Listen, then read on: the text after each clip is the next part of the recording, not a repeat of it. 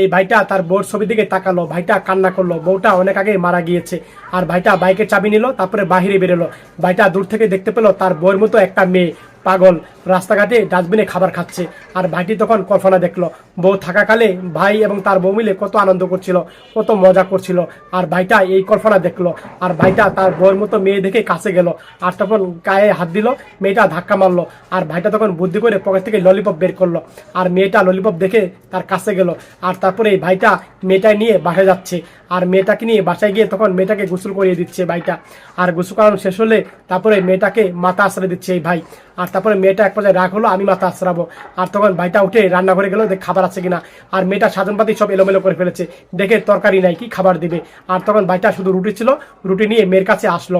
আর তখন মেয়েটা দেখে এলোমেলো সব ঘর করে ফেলেছে। আর তখন ভাইটা এই জায়গায় বসলো, আর বসে তখন এই পাগল মেয়েটাকে রুটি খাইয়ে দিচ্ছে। আর মেয়েটা নিজের হাতে রুটি খাচ্ছে, তাকে সাচ্ছে। আর তারপর পানি খাইয়ে দিল মেয়েটাকে, আর মুখের পানি সমস্ত পানি তার মুখে কুলি করে দিল। ভাইটা তারপরেও রাগ হলো না, তারপরে ভাইটা খুশি হলো। কে জানি দরজা টুকালো, ভাইটা আওয়াজ শুনে তখন উঠলো। আর উঠে তখন দরজাটা খুলতে গেল। আর দরজা খুলে তখন এই ভাইটা বলল যে এই মেয়েটা কি তোমার কাছে এসেছে? বললো না, এই মেয়ে আমার কাছে আসে নাই। আর ভাইটা তাকে বললো আসে নাই। আর তখন বলল যে ওই যে আমার বউ। আর তখন বললো হ্যাঁ এটা তোমার বউ, এটা তো আমার বউ। আর তখন ভাইটা প্রমাণ দেখালো মোবাইলে যে এই দেখো আমরা স্বামী স্ত্রী। আর তখন কানে ঝুমকা বের করলো, বউকে দেখালো। আর তখন পাগল মেয়েটা তখন ঝুমকা দেখে তাকে ধাক্কা মেরে তখন তার স্বামীর কাছে গেল।